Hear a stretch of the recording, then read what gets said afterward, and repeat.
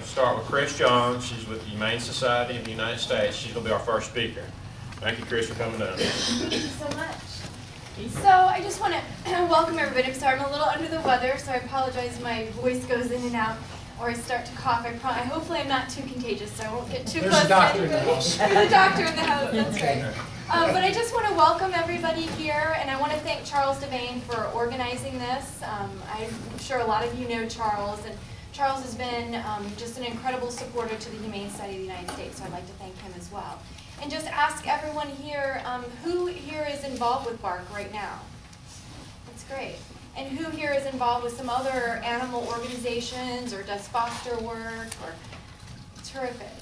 Well, thank you so much. I represent the Humane Society of the United States, and as you know, or some of you may know, we are one of the largest national organizations working on behalf of animals. We do a lot of litigation, we do a lot of lobbying on behalf of animals, so you will see us a lot, and I have some paperwork up here on some of our legislative and regulatory priorities, but we are really behind the scenes trying to change the laws and help as many animals as we can, particularly in the cruelty areas, as well as issues in regards to humane treatment and farm animal protection. So you hear a lot about us. Some of the things that we're really working on right now is we are litigating and we are going in on a lot of raids for puppy mills. Puppy mills are huge here in the South, from Texas to the Carolinas, and they're largely unregulated by the USDA. And so we're doing a lot of undercover work to find out what's going on with puppy mill breeders. We're going in and we are with law enforcement, and we are doing raids and rescuing and really trying to help a lot of animals that way. We did a couple of really big rescues here in the South last year. I was in South Carolina on one particular raid, and we went in and we rescued over 250 animals. Many of them were living in feces. They had never, their feet had never touched the ground. They didn't know any type of love. There were dead animals that were on the property, dead dogs that were on the property that we, so we went in and we were seized, and all of them found wonderful homes. And that is, of course, thanks to the fostering and the volunteer work and the shelters that you all are involved in or hoping to get involved in. So I thank you very much for that. A lot of some of the other things that we do are trying to pass laws, and we're working on a number of laws right now. One big one for us is gestation crates with pigs. Believe it or not, we do fight on behalf of farm animals, and we are not against farming. We are just against the cruel confinement of farm animals. And so we're working very hard to phase out gestation crates for pigs. That's something that's very important to us. We're also working on battery cages for hens as well. So a lot of times people think of HSUS and they think of just dogs and cats, but we really are working on behalf of all animals, and that's something that we really focus on. And so we get a lot of calls in the state of Georgia about wildlife, about animals in the ocean over in Savannah on the East Coast, and so we're dealing with just a lot of issues here in this state as well as nationally as well. So that's really all that I have. I'm sure there'll be a point at the end of the conversation if you want to ask me any questions, or I'll definitely stick around and you can learn more about what HSU is doing, or just ask me different questions that you may have about the work that we're doing. And now I would like to introduce Debra Berger, and Debra is also someone who is very, very involved with HSUS and has her own organization as well, Georgia Center for Humane Education. And Debra, I know they'll love hearing from you. Thank you. Gosh, thank you. Look at how many people came tonight. We're with Georgia Center for Humane Education. Before I leave tonight, I'll give you guys contact information, because hopefully you will have questions. And in this group, I guess I don't even have to ask who here would love to help animals, because you wouldn't be here tonight if you wouldn't want to help animals.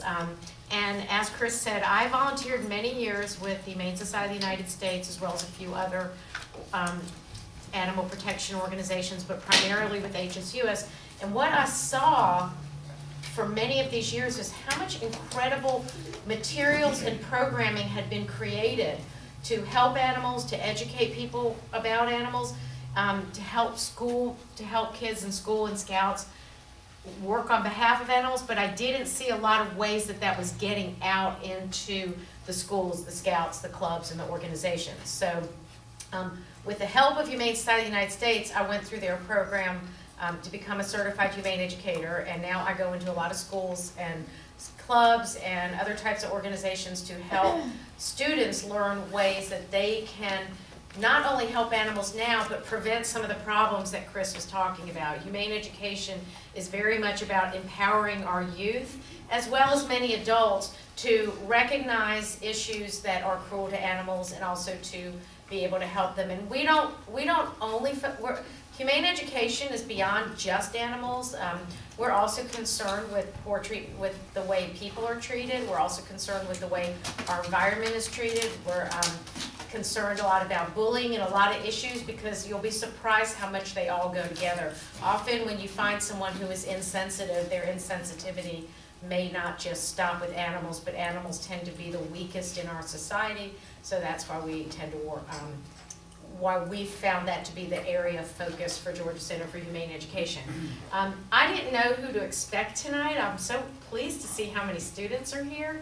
How many of y'all, are y'all scouts, most of you? Most of you are in scouting, and is there a badge yet for animal welfare, animal protection? Do y'all have? There's animal helpers. Animal helpers, okay, and is that a badge that goes to both Boy Scouts and Girl Scouts and the different, is that troop, is that by the troop, or is that an actual Boy Scout? As far as I know, it's only in Girl Scouts. It's in Girl Scouts, okay, and raise your hand if you have already earned an animal helper. Okay, we've got one, and raise your hand if you'd like to learn ways that you can earn an animal helper badge. Anybody else? Okay, so you guys want to do this? And what age are most of the girls in your troop? They're in 6th and 7th grade, and then one's in 10th grade. So y'all are middle school and into high school. Mine are also the same. You are the same too. Okay. So what I was going to do, because I don't want to like take up the whole night, I'm going to quickly go through a couple of different projects. Like we could also teach you guys about lessons that you could teach your apparently troop leader, and I'll be leaving you with some information about that. But I figured since it was Scouts that y'all might be more interested in service projects. So I brought a couple ideas for you. I just wanted to, I'll show you some of these materials later, but again, through Humane Society of the United States, they actually have clubs that you can help get started, and Dr. Goode's going to talk to you more about localizing that club and how to connect that club to a local shelter. But just as a way to get some ideas, it's always a good idea to go on the HSUS site and go to youth, and they have lots of ideas for what your club could do, because Dr. Goode's going to help y'all get some set up, but they'll give you a lot of ideas. But I wanted to talk about one of my favorite projects that a lot of students in Georgia up in Atlanta have done for schools, for bar mitzvah and bat mitzvah projects, for service projects for their clubs, and it's something so much needed right now. Have y'all found, will you raise your hand if you're involved in a shelter here? If you're, okay. Have you found that the economic downturn has affected a lot of people, and a lot of people have had to bring their pets in because they can't afford? Okay. Well, there's a lot of people, they don't want to give up their pets, but they simply cannot afford to keep them. And even though we need a whole community of resources to provide vet care and to provide shots, sometimes it's just as simple as the grocery bills are too high. And so what we've had a few of in the Atlanta area, and I don't know if they exist yet, but y'all can certainly be part of creating them, is pet food banks, where people actually take up collections of food and provide, and they can bring it to the shelter, or and then y'all can be the distribution point, or you can make your Girl Scout troop. I mean, there's a lot of details you would have to figure out if there's not already existing one. But the reason this is such a great project is everybody gets to use their talent in this project. You probably have someone, are there kids in your troop that are artistic? Do we have artistic kids? Anybody like art? Do we also have any kids that like to do promotion and like to write and like, okay. So, okay, this is a project where one of the fun parts of it for y'all is just in the creation. Like you can go to Ace Hardware or Home Depot and buy, and I'll pass these around after I show them to you. You could buy a plain old trash can, paint it to look like a dog or a cat, buy some felt, put some ears on, and make these your bins wherever, you know, and go to local businesses and let them be your points where people bring food for you to distribute. Also, someone needs to write letters to explain why are you doing this, so you need your writers for that. And then you actually need the kids who like to physically go out and help with the actual collection. And of course, you'll need some parents and troop leaders. But it's the type of project that helps the community. It helps those people who are on the border of they may or may not be able to keep their pet, but maybe if they didn't have to come up with the money for kitty litter and dog food and cat food, it might make a difference in their life, and everybody in the troop could get involved. So I'm going to just pass around these pictures of, and a copy of a letter that my daughter did at her high school that got an incredible response from the parents sending in lots of stuff, just to give you some ideas of what you could do with this project. Okay, y'all want to pass that way? I guess so one go down one side. And I'll show y'all more of this later. And then some of the other projects are just, Dr. Goode's going to talk to you about that. Also, do y'all ever do career days? Do you ever do career, do you ever look at career research in your troops? Is that something y'all work on? Anybody in the troop? No? Is it something that ever comes into the context of Girl Scouts? No? Okay, because we also, there's career day programming, and there's a great book that it's, you can get it on Amazon called Careers with Animals, or you could just go on a lot of different websites. But the most interesting thing about kids who care about animals is you can also look at, what if they don't want to be a veterinarian or an animal biologist? What if they just care about animals? So how can a teacher help animals? How can a scientist help animals? So you could actually do a true project, and again, we're happy to help you with all this, on how you can benefit animals throughout your life with whatever different type of project that you do. I also have recently, and this is for, like I said, I brought stuff for all the different people. I've recently come across this book. It's unbelievable. It's by the one of the founders of Humane Education. It's called Most Good, Least Harm. It's by Zoe Weil. This is a book with ideas on how you can help animals, help the people in your life, help the environment, and why, and how you can, how it doesn't have to be all or nothing. How each of you can find your way to make your difference. And then the other thing, the other thing that we have is and I'll leave you with some of these. These are also from Humane Society of the United States. That's the Humane Society of the United States youth website is like a fabulous resource for a lot of this stuff. Kind News is a magazine. They publish it for all different age groups, and it has stories for kids and it has projects for kids, and it always comes with a teacher guide, and it costs only like $25 a year to subscribe, and it will help you with some activities. Those are things you could take. If any of you raise your hand if you're here from the shelter. Okay, do y'all know that for the youngest kids that come in with their families that as a nonprofit you can get these books from Maddie's Fund? Do y'all get these? We don't get them yet. Okay, they come in Spanish and English.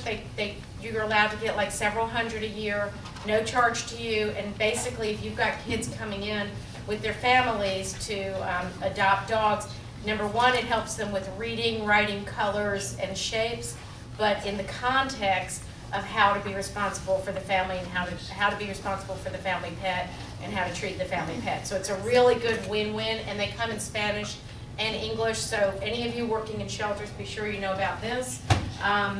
Another thing that Georgia Center has been involved in that was actually initiated by Humane Services in Middle Georgia and in Macon, and then in Pups in North Georgia, is a campaign that they worked over 2 years to connect with Elvis Presley Enterprises to get permission to use Don't Be Cruel and Love Me Tender in the context of a campaign that's going to be ongoing for a while. And these are, and I'll leave y'all some to take for your shelter, these are brochures about what is animal cruelty and how do you recognize it. I've already put for the Atlanta area who to call to get the resources, but y'all would have permission to put your own animal control resources on it. So that's getting more into the adult education area. So humane education basically crosses all the different ages. And the other thing that's been going on with us lately is we've been partnering some with Dr. Goode at Homeless Pets, and we've been segueing some of our programs, when we get finished doing a class on how to be safe around animals, or how to help animals, or why animals matter in your world, which we do that through International Fund for Animal Welfare. Then when the kids want to continue doing stuff to help animals, and we just last night had a little boy say to us, "Thank you so much, we want to find more ways that we can help animals," then they can go into starting a homeless pet club. So I'm going to let Dr. Goode tell you about that, but I hope y'all will come ask me questions afterwards, and I've got lots and lots of different materials to share with y'all. So, okay? This lady's a saint. Okay. Yeah, right. Even though she's Jewish. I'm Michael Goode, I'm a veterinarian, and I want to tell you a little story about where I came from, because I remember being this age a long time ago when I was young and loved animals. And I tell people I grew up in a small town like Valdosta. What's Valdosta about? 75,000? 50,000? 50,000. I grew up in a town about 30,000 near South Bend, Indiana, where Notre Dame is, Fighting Irish. And it's kind of like your town. You're close to Florida and all the sunshine. We were close to Canada. So I grew up in a very cold area with a lot of snow. Well, anyways, my mother, God bless her, she raised 4 kids by herself. I tell people she married her high school sweetheart, had 2 kids with him, then he divorced her and married his other high school sweetheart. And then she met my father, who was just out of the Air Force, and my dad, God bless him, he had a lot of fun, and during World War II, they were paying $1 an hour at the factory, so he could quit school in the 8th grade and went to work in the factories. And then he went into the Air Force, was stationed in Alaska, and had a lot of time. He was like radar from MASH. All the officers loved him. And so he spent most of his time in the officers' quarters. So you know what they did there, up in Alaska when it's dark 20 months out of the year. So he drank a little bit too much. So when he got out of the Air Force, he met my mother, fell in love. Here was a guy with a drinking problem and no job skills. And before you know it, I was born and my little brother was born. And it just didn't last very long. So my mom ended up with 2 loser ex-husbands, no child support, raising 4 kids by herself. But the one thing we had in our family, and it was really emphasized by mother, we just loved animals. And she was always taking in strays, dogs and cats. And I was the one that kind of connected with that. So I didn't really feel the negative side of being poor, because there was always animals and laughter and happiness. So when I was a junior in high school, I went to my mother and I said, "Mom, I think I want to be a veterinarian." And she said, we were in this church. It's a small Christian sect, but very inclusive, don't get out much. And she said, "Well, son, you need to go ask the elders in the church," because this church was the bedrock of my mother. It's what made her the person she was, and it gave her the strength to raise kids by herself and be this really great person in my mind, and a lot of other people's mind in our town. But he said, "You got to go talk to the elders in the church and get their blessing." So I go talk to the elders in the church, and they said, "Michael, these are turbulent times. It's not really a time when you should be out venturing out into the world. You might meet some people and get ideas in your mind. You might stray from the faith and blah, blah, blah. So why don't you just forget about being a veterinarian? Why don't you work for Brother John and be a plumber or something of that nature?" So I go back home to my mom and I say, "Mom, I'm not in this church," and I won't mention any names of any churches, but I said, "Mom, I can't continue to believe the way you believe and the way that faith believes, because I don't think there's a God in heaven that would keep a kid from wanting to help animals." So I left the church, and then I proudly went to my high school, and I went to my guidance counselor, and I said, "Mr. Smith, I'm 16 years old, and I know what I want to do the rest of my life." He said, "What's that?" And he said, "I want to be a veterinarian. I want to help animals." He said, "Michael, you can't be a veterinarian." And I said, "Why?" And he said, "Because here you are, end of your junior year of high school, and you haven't taken one college prep course." And he says, "You have to take classes in high school to qualify, and you have to go to Purdue University. That's where the veterinary school is, and there's only 13 veterinary schools in the country, and only 1 in 3,000 people get in, so you don't have a snowball chance, even though we have a lot of snowballs in Mishawaka, Indiana." He says, "You don't have a chance getting to veterinary school." And this is the part that my talk, when I talk to groups like this, where I really tell you how wonderful educators are, how wonderful teachers are. Any teachers here? There you go. Well, spread the word. You guys are amazing. I said to this guy, because this was before computers, before you knew everything like just last minute. I said, are you absolutely sure? So he said, well, I tell you, Michael, I thought you were coming in here to see if you knew a gas station that was needing a part-time worker or something. I didn't really expect you to come here wanting to aspire to be something that you'll never be. So he said, I'll get your full thing for your high school experience, and come back on Friday. So I come back on Friday, and he says, who is Mrs. Steinball? And I said, well, she was my sophomore English teacher. And I said, well, you were in this trade English class, because you have to understand, my older brother was an electrician, my little brother was going to become a mechanic. Everybody I was around, my whole circle of friends, my family, my mom came from a family of 12 kids, my dad from a family of 30, no one went to college. So my culture was just use your hands and work. So I was taking auto shop and things of this nature. Well, I was in a trade English class my first quarter of my sophomore year, and with me and about 20 other guys. And Mrs. Steinball was conducting the class, and after 2 weeks, she came up and says, Michael, every time I ask a question, you're the only one that answers. What are you doing in this class? And I said, well, I'm going to be, my older brother was like my father figure. I said, I'm probably going to go work on TVs or something like that. And she said, I don't care what you do with your life, but I'm not going to waste your mind in this class. So she took it upon herself to put me in college prep. So this guy, Mr. Smith, he says, because that teacher did that for you, she didn't have to. She could have just blew me off. You can take 9 college prep courses your senior year of high school and get the bare minimum to apply to Purdue University.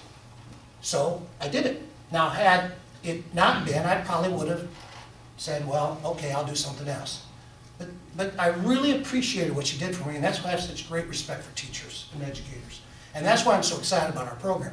Well, anyways, so I went to Purdue University, and not only did I get accepted to, well, I went there, and there you can take 8 hours a semester, or you can take 28 hours a semester. It's the same price. And since I was paying for it myself, I took 28 hours a semester.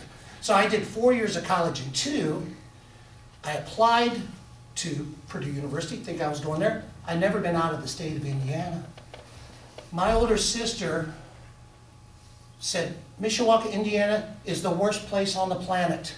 Anywhere is better than here. So her and her girlfriend took a dart and threw it on the map of the United States. And it landed in Atlanta, Georgia. So she moved down here. She's 2 years older than me. Her first job in Atlanta, Georgia, she was a Playboy bunny at the old Playboy Club. It was back in the late 60s. Well, my mom was very religious. So I tell people she loaded up the truck and she moved to Beverly. The only thing that was missing was the oil. Okay? So she moves down to Atlanta, Georgia to save my older sister, who is now a very devout Christian. And so she calls me in the middle of my sophomore year and says, son, you know, University of Georgia has a veterinary school. And I said, well, Mom, Georgia's got red dirt. I live with black dirt, you know. And it's funny that I'm now a Georgia graduate and I'm red and black. So I guess we can coexist. So as a favor of my mom, I applied to the University of Georgia and I got accepted. And Purdue said, you know what, we don't take anybody unless you have a 4-year degree. And you only got 2 years. If you go 1 more year, we'll accept you. But that call came from the University of Georgia. Said, come on down, go to vet school. And it really, I never turned back, and it's been a great experience. Georgia is the greatest place in the world to live. I'm so thankful that things turned out this way. But the point of what I just said was, boys and girls especially, don't let anybody tell you can't do what you want to do. Because I have the greatest job in the world. Because I deal with people who love animals all day long. And I can kiss my patients without going to jail. It's great, okay? And bottom line, I've enjoyed being a veterinarian all these years, more than I really want to share with you. But But it's been a great privilege and honor, and I've been very successful at it. I got 6 hospitals in Atlanta. I got great veterinarians working for me, do a lot of good. But you know, the thing I never forgot when I was that little kid taking in strays, when people would come into my office and they would say, and I can read people pretty well. I could have been a great card player, but I think I chose that path. But I can tell when people are being sincere, and when they tell me, you know, times are tough. And I found this little kitten, I'd like to help it, I really don't want to take it to the shelter, I know that sometimes it doesn't turn out right. Can you help? And more times than not, I would help. And it's something I enjoy doing. It was something that's part of giving back. And whatever you do in life, it never hurts to show it. Like Stevie Wonder said, if you young ones don't remember him, he's a musician. He said, kindness knows no shame. And I think that's something that my mother instilled in me, and I've tried to, you know, follow that path all my life. So as a result of doing that, I would help people out. And then when rescue groups started organizing, what 501c3s, nonprofits, rescue groups, they heard that I was a sucker, and I, you know, whatever. So I started working with organized rescue groups in Atlanta. So after, you know, so I was helping a lot of people, giving some discounts, happy to do it. I felt it was a way of giving back as a veterinarian. And then my life changed forever, because a group of ladies in Atlanta called Southern Hope, they had the opportunity to get the contract at the Fulton County Animal Shelter.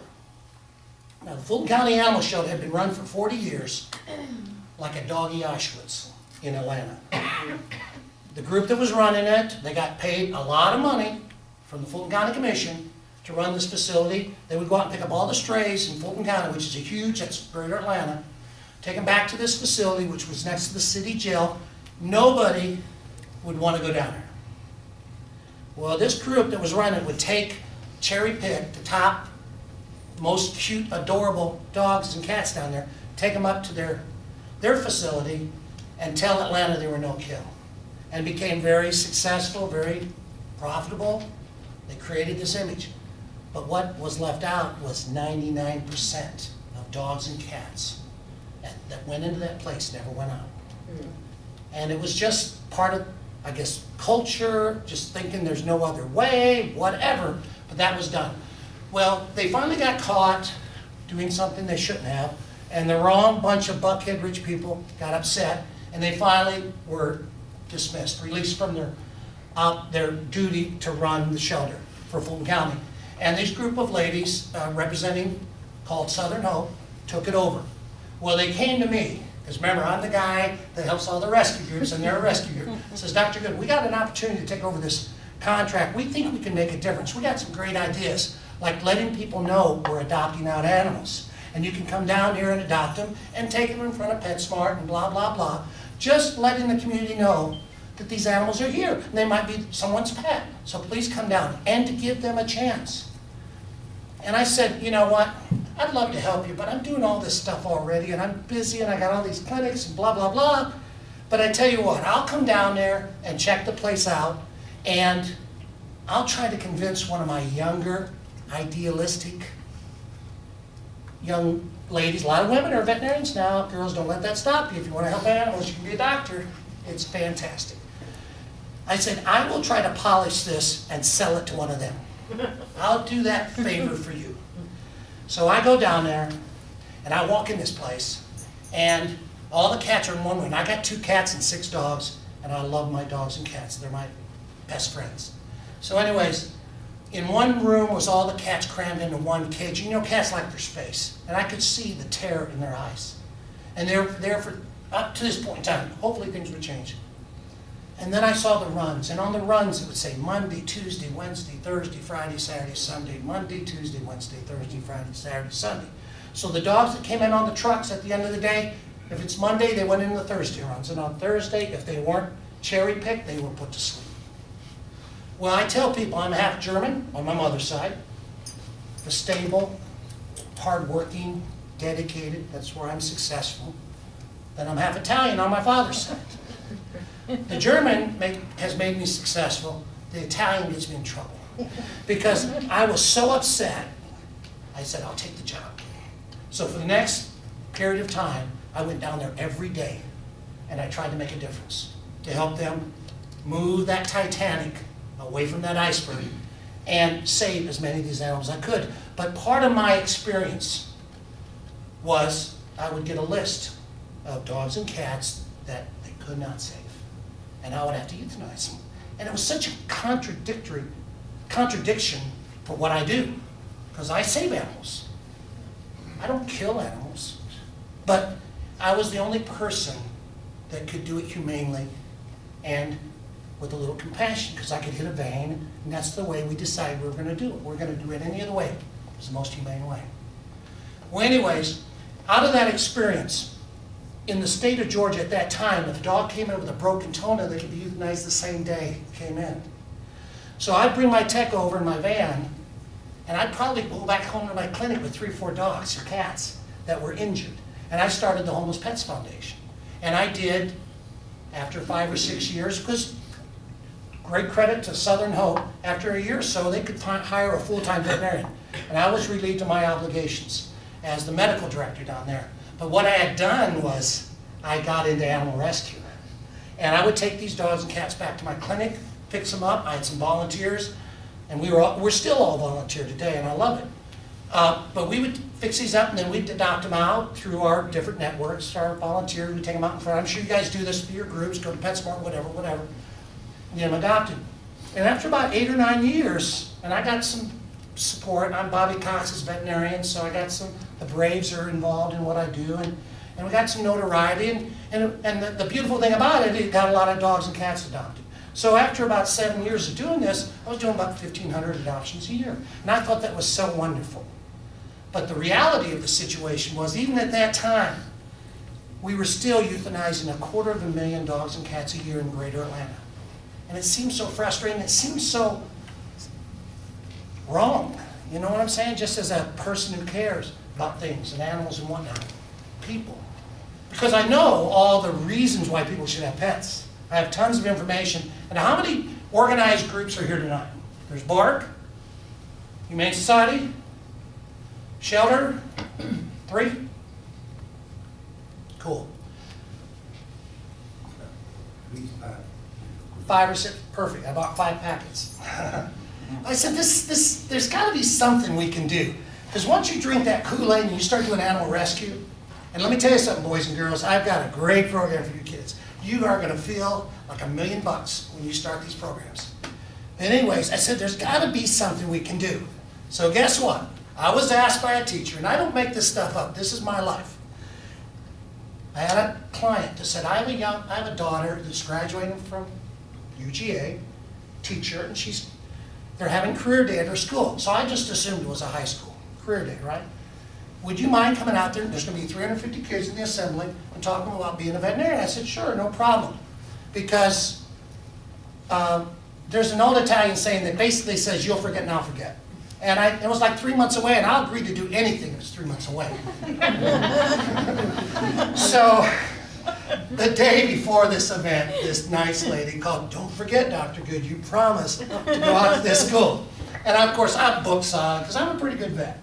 And I have a lot of people that like me and want me to see. I'm the only person that can touch their dog or cat.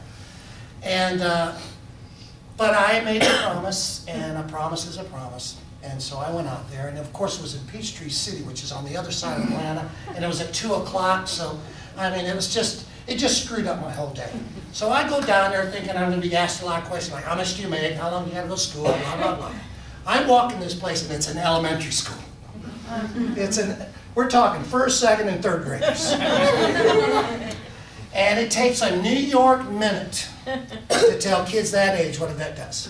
My job is to put a smile on your face. Because when your little friend, and I've learned, Claudine, you know, I know how much these kids love their pets, love their best friend, whatever. And we got tons of data, and that's part of my thing, is I tell people I'm in the making people better business as much as I'm in the animal rescue business. Because these animals make us better. I'm living proof of it. But it took me that long. I said, boys and girls, my job is to make your dog well, or your cat well, so I can put a smile on your face. Because when it comes home, you'll be happy again. Hey, thank you, Dr. Goode. Now we got 90 minutes of dead time. And I didn't bring any cards to play, card tricks, bring my dog along. which I could have paraded around for a while. But here again, back to my teacher thing. This young teacher, to her credit, said, boys and girls, does anybody have any questions for Dr. Goode?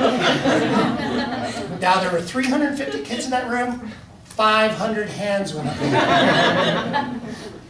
Anyone want to guess how many questions I answered in the next 2 hours? And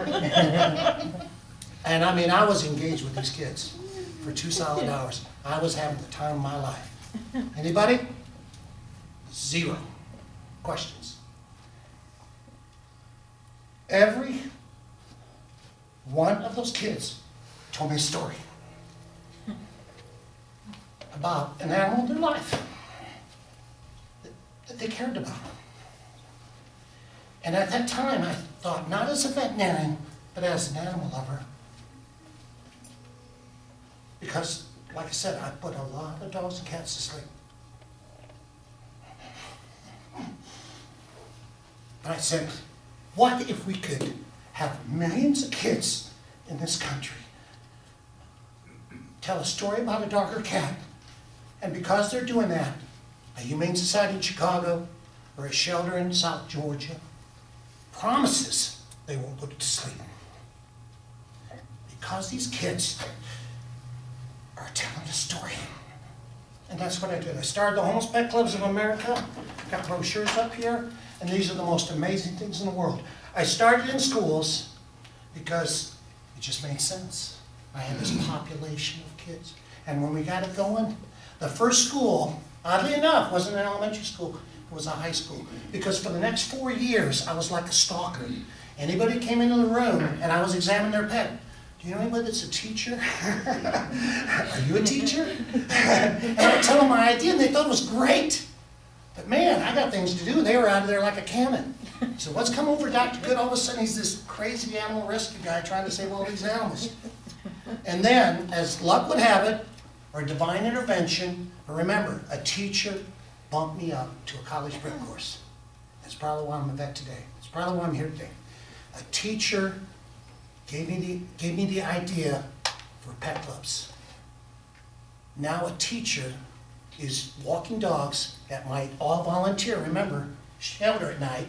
I'd just taken a cat that day, kitten, about 3 months old, been attacked by a dog, had to amputate a leg. It was in shock, and it's late at night, and getting my employees to do anything when it's about closing time is near impossible. And so I was thinking to myself, if somebody doesn't take care of this kitten, it's going to die. It needs around-the-clock attention. About that time, this lady comes by, who's a teacher, walking dog, says, Dr. Goode, I'll take the cat. I have 4 cats. Her name was Rhonda Sykes. She was a high school chemistry teacher at one of the poorest schools in Atlanta. And her mission was to give kids a way out of poverty. She said, you learn science, that's your ticket out of this treadmill you're on. So she was devoted to that. Well, she took this kitten home and she nursed it. Well, she took it to school. And she teaches chemistry, 6 classes of high school chemistry. Kids really disadvantaged. You know, this high school was about 60% African American, 30% Hispanic, and the rest was just poor white trash. And these teachers were trying to make a difference. Well, anyways, they come in, they said, Miss Sykes, what do you have in the box? And they said, it's a little kitten, I'm nursing it. Can we see it? And she said, no, you're here to learn chemistry. You're here, that's my #1 focus. I'm just doing this because I'm a volunteer for the Homeless Pets Foundation. Oh, please. And then she said, well, I'll let the kitten out, but if I see any slacking off, kitten's going back in the box, it's going in the closet, it'll come out between classes, and I'll take care of that. Well, by the end of that semester, that cat was walking around that room. All these kids loved that cat, and she said the difference in these kids. She said it was unbelievable how they took to that poor. They saw it had 3 legs, and she told the story of where it came from. It was just a little stray, half starved, attacked by a dog, left for dead. These kids, holy smokes, I don't have it so bad.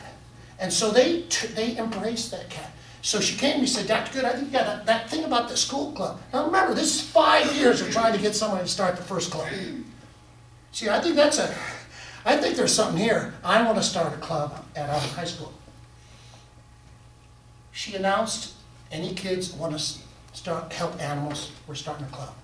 250 kids showed up. The entire basketball team.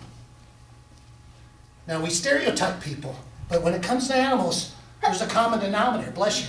A lot of us love animals. It's just something natural. We don't know why, we can't put a finger on it, but it just makes us feel good. I mean, whenever I go out of town, and I was just up in Cincinnati, I was just up in New York, I fly all over the country now and talk about these clubs. I have to take my 6 dogs and my 2 cats to the clinic, and I mean, it hurts me to leave them. I have 4 pit bulls, all of them were bait dogs. I brought them back from Fulton County, because this was during the Michael Vick era when that was really the rage. And they all, as they were healing, they bit one of my volunteers, so I couldn't adopt them out. But they were good dogs, so I took them home, and now they're a great part of my family. I have 2 cats with AIDS. So I just take the ones that are hard to adopt out, but they're just amazing. It really hurts to leave them. So and I can't put a finger on it, and I should know. I'm a scientist, I'm a doctor, but a lot of it's just innate. It just feels good to love animals, because you know what? They love us back. And you know, no matter how your life turns, they still love you. And when you talk to your dog or your cat, your blood pressure goes down. When you talk to your significant other, it goes up. And this is science. I'm not making this stuff up. So bottom line, she started a club. And it was amazing. It was just an amazing experience. The second year, the AV department in that high school did a documentary of this club, of what they're doing. All the ideas that Debbie said about doing posters and whatever. They won a high school Emmy for the Southeast in this poor little school. It was amazing. Well, then we decided to make this a serious thing. We really put a lot of thought and structure in it. So we fast forward 6 years later, we have clubs now in 13 states. I have over 65 animal rescue partners, and every day new people sign up. Because the one thing I'm going to do, because I started a pharmaceutical company and have a bunch of vets all over the Southeast that benefit from it. We're like a farmer's co-op, whatever. But whatever I do it where it's easy and simple. So we created, with this group of volunteers, we created this model for these homeless pet clubs that's so easy. You have to, in schools, you have to find a teacher that loves animals and make an announcement. Hey, are there any kids here that would like to help animals and learn about animals? And the wonderful reason, and you know why we're at it? We're going to learn a little bit about the world we live in and how we can make it better, how we can leave this place better than it was before, leave it to your kids in a little better state.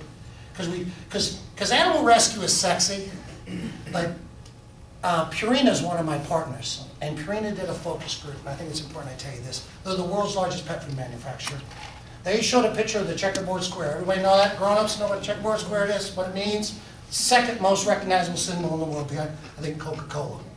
Well, anyways, they showed that to kids 5 to 14 years of age, and the kids didn't know what it meant. Now, if I owned Purina, and I knew the next generation, you really didn't have a warm and fuzzy feeling about my logo, I'd want to do something about it. So they did another focus group of kids in industrialized countries where there's a lot of toys, okay?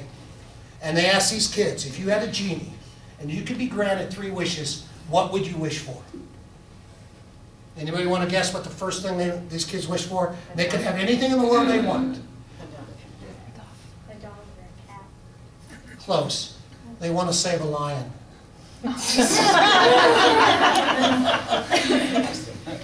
All over the world. They need to be saved.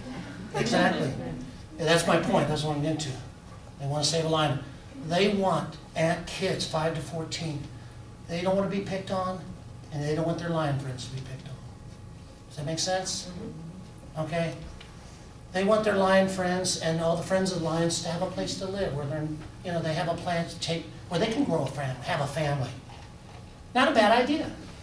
Guess what was the second thing they wished for? Hold it. Okay. I'm almost ready for your answer. What was the second thing they wished for? They want to save a whale. They want to save the oceans so that animals that live in the ocean, 5 to 14 years of age. But this is where Purina got excited. They wanted to save dogs and cats for number 3. So here's Purina, world's largest pet food manufacturer, and somebody, somewhere, hey, this crazy veterinarian gave me this about these pet clubs. He's going to the school saying, hey, any boys and girls here want to save dogs and cats? Let's get busy.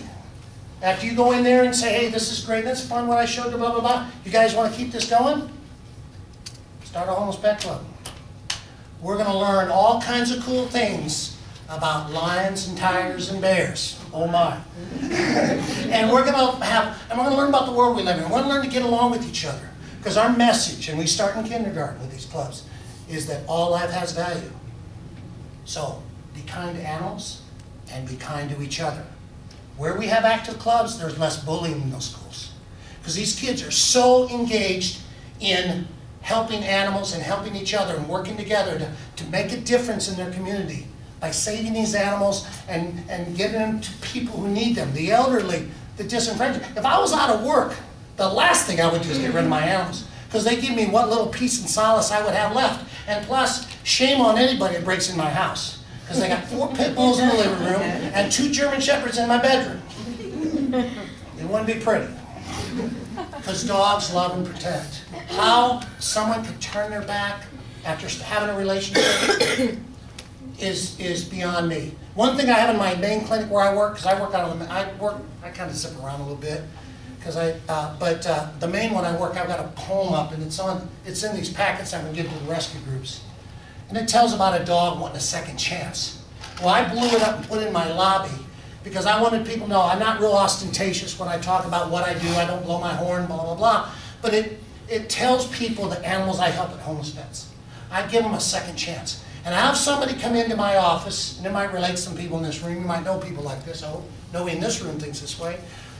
But they'll come in because their lawnmower needs a new spark plug. They'll come into my clinic because their lawnmower needs a spark plug.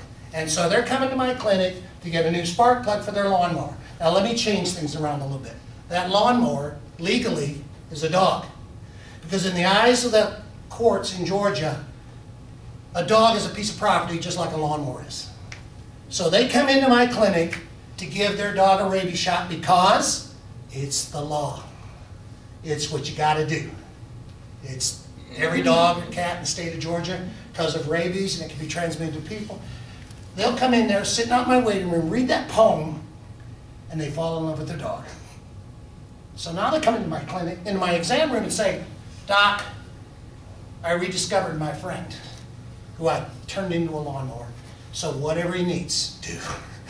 Because that's the way it should be. I mean, they do so much for us. So long story short, these clubs, in essence, we go into schools, we start the clubs. It's so easy to join. If you're a kid, you need a teacher sponsor. Okay? Then you organize a club, and you do all these kind of things. Getting back to the bullying thing. These boys and girls in these clubs are so engaged with this.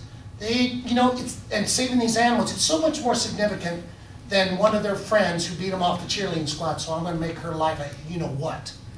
That's what bullying is jealousy, is insecurity, whatever. We make these kids so secure in who they are because they care about their community, they care about the least in our society, because someone said, wiser than me, you can judge your society by how you treat the least amongst us. So we're supposed to be caring, giving, and the United States is the crown jewel of any society, in my opinion. So this is something that needs to be taught in the schools, and and these clubs are so much fun, and we treat it like a club. There's no mandated this or that. What we're building with the help of Georgia Humane Education is a resource, so when teacher has a club meeting, they can talk, hey, what do you want to talk about today? Let's just have a conversation. Let's talk. And at the end of the club meeting, this is what's exciting. At the end of the club meeting, they go to the website of their partner. Shelter, Humane Society, rescue group. I'm even working with some veterinarians who are pulling from shelters and doing their own little rescue out of their clinic. And they go to the website because they formed a club and that's their partner, and they pick a dog or cat on their website. That's adoptable because I created a model where there's no negatives. I say to a shelter that does a lot of euthanasia, hey, if you want to get started in this, this is the deal. As the animals go up on the website, if they get sponsored, fine. if they don't get sponsored, and it's a 7-day plan, if you have to euthanize it, you have to euthanize it. Because you got to start somewhere. But if a teacher calls, say, we've been to your website, got 65 little boys and girls at Valdosta Elementary that want to sponsor Freddie. They're going to capture that picture and that story. They're going to go home to mom and dad and say, Mom and Dad, tell all your friends about Freddie. He lives at the whatever, Valdosta Animal Shelter. And he needs a home. The shelter has to move that dog into a room or whatever, or just put a cage card on it that says, sponsored by Valdosta Elementary School. That tells everybody that works there you can't put that dog to sleep. Because you got 65 kids and all their parents, they're putting posters all over town. These kids are making them in their club meeting. They're telling the world about a wonderful dog. Now the shelters, it's their responsibility, or Humane Society, it's their responsibility to make sure these animals you put on your site are adoptable. Because remember, the liability is on the shelter partner, whether it's a rescue group or a Humane Society or a shelter. But that group of kids are going to be advocates for that dog or cat. And it works. Our first shelter was Cherokee County Animal Shelter. I got a grant from a foundation affiliated with Harvard Medical School. Harvard Medical School did a huge study about the medical benefits of pet ownership, especially dogs. At least that's what this guy thought, who put up the money. This guy was the co-founder of CBS Television, lifelong dog lover. He put up a grant and said, if you find a group that can engage kids and turn them into animal rescuers, I want to fund that. And every group in the country for like 10 years tried to get it. But this guy was a successful businessman. He died a multi-billionaire. And guess who's on his board, his philanthropic board? Sam Nunn, ex-senator of the great state of Georgia. Because he's a big dog lover too. Well, they couldn't find anybody to fill his grant because he wanted to be sustainable. He said, I don't want to give millions of dollars to some group going to schools, blah, blah, blah, and then everybody clap and go away. I want something to stay in that school. And so they stumbled, here again, somebody stumbled across this. Somebody gave me a call from Harvard and said, hey, Mr. Stanton had passed away 5 years ago, not knowing whether or not this would happen, but we think you're onto something, Dr. Goode. So they do the funding so I can do this little dog and pony show, and I would have happily paid for the pizza. Maybe make a donation to BARC. But bottom line, we started in schools, and that's great and super fantastic. But guess what? I didn't stop there. Because I'm one of these guys, I'm in it to win it. I don't want an animal, and I hope you too in this room, if we can make a difference. Someday, I want to make it so that no matter where these dogs and cats are born, or for that matter, any animal. I don't care if somebody wants to start a homeless pet club to help wild Mustangs out west, or Asian elephants. I was just up in New York, and I was talking to a bunch of rescue groups, but I went to a conference on the Asian elephants in Thailand, and it just freaked me out as an animal lover. I said, holy moly, if somebody wants to start a club to help Asian elephants, if they got an audience, tell that story. I don't care. It's not just dogs and cats, but you know what? They mean a lot to us in America. And the fact that we euthanize millions of them every year in this country, it's just not right. So I didn't want to stop until everybody in our community can be engaged in this. So I started homeless pet business clubs. I'm on the radio on Kix, one of the top country stations in the Southeast, every Friday morning with Cadillac Jack in Dallas. I don't know if it gets down to Valdosta, but it's pretty popular, and we've gotten a lot of dogs and cats adopted on that. And I was asked to go to one of our listeners. We have 500,000 listeners on this station, very popular. And I'm part of the team on Fridays. But they said, hey, Dr. Goode, why don't you come out here? I run this big high-rise. We got all these fans, Google and everybody else is in here. And bring down some of your dogs and cats, maybe get adopted. We're having a little spring festival. So I come down and I said, well, this is stupid.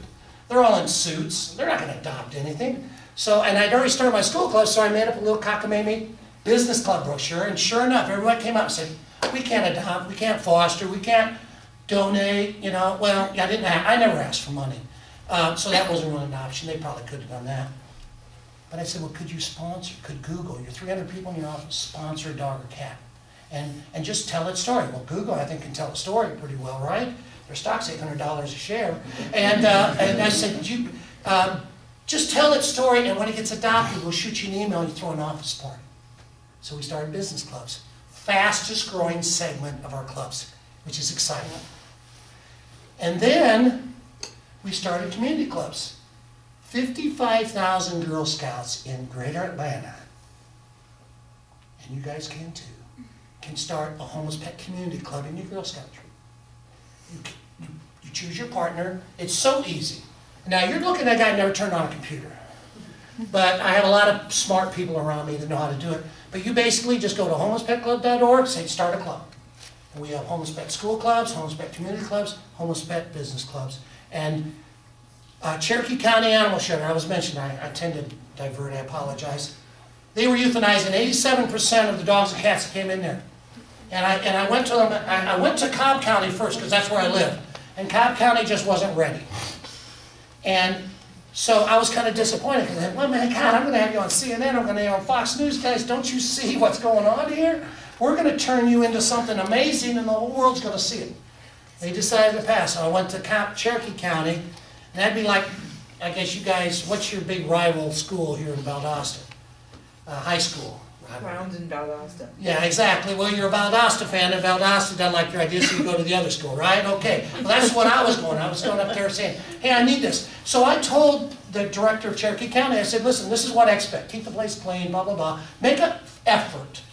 I tell people to be an animal rescue partner with the Homeless Pet Clubs of America. Dr. Goode has to do a physical on your facility, and you better have a pulse.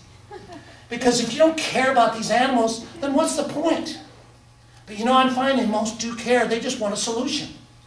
And right now, we just have adoption, foster, donate, or volunteer. And for a lot of people, that's tough to do. Well, now we're adding another faction. Well, anyways, Cherokee County. I told this lady this is what I want to do. And this lady said, Dr. Goode, we're doing all those things. But nobody's coming in the door. Nobody. And these animals are coming in. We're having to put them to sleep. It breaks my heart. Because I'm an animal lover. I said, well, let's start these clubs. They have over 100 clubs now. They got a tennis team that started a community club. And these bunch of ladies that play tennis sponsor. They got a car dealership. The sheriff's department and the fire department have started clubs, and they're competing against each other to get the most animals done.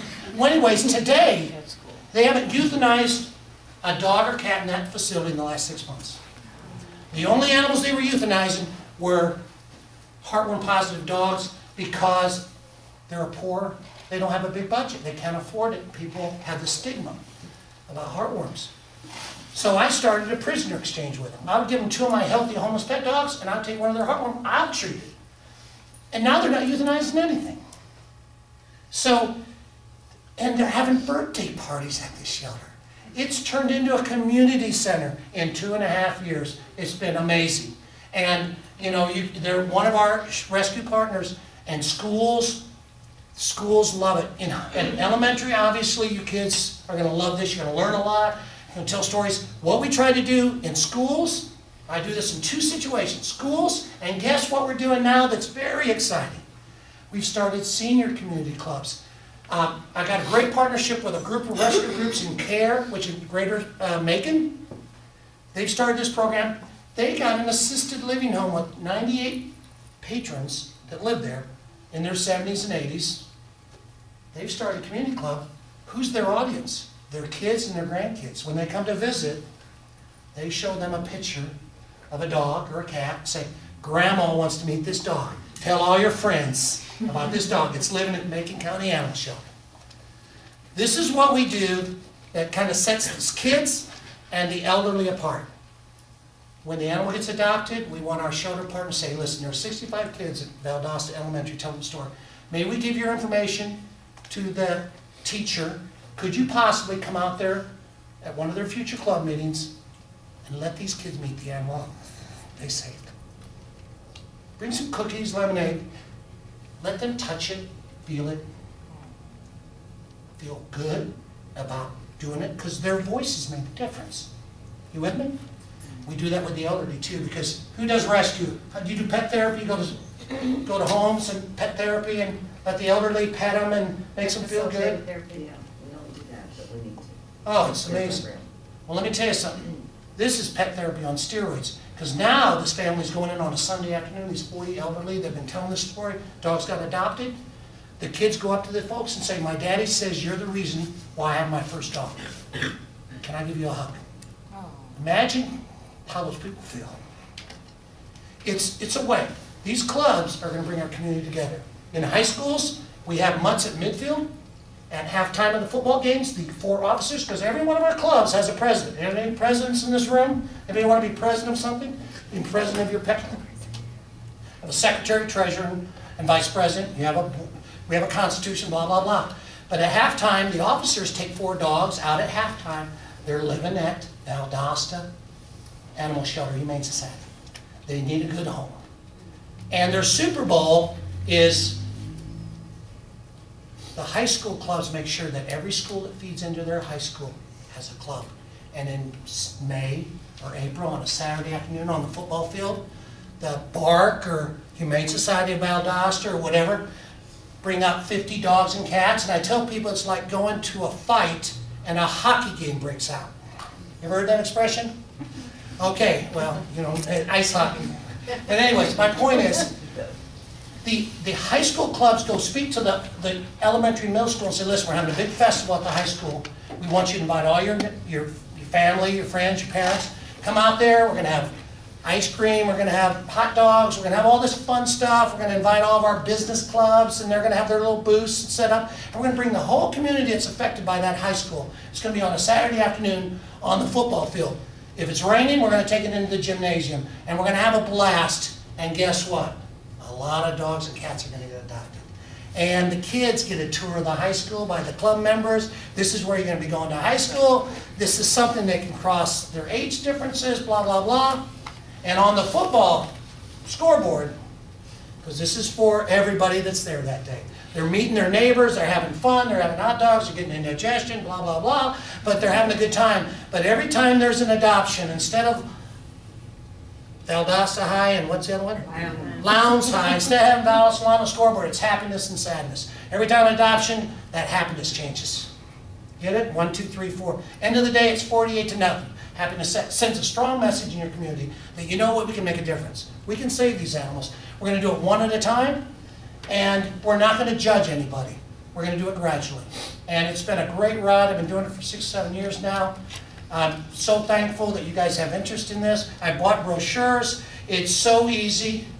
I'm a great admirer of BARC and with the work that you're doing with your group, and look forward to it. Your counterparts in Macon have done a fantastic group, but I thank you for your time. I didn't mean to be so verbose, but it's a story that has to be told. And I'm glad you heard it. And I'm glad I'm telling it. So thank you for your time. Thank you for our other speakers. Thank you, BARC, for having this event. And I hope to see you all real soon. Okay?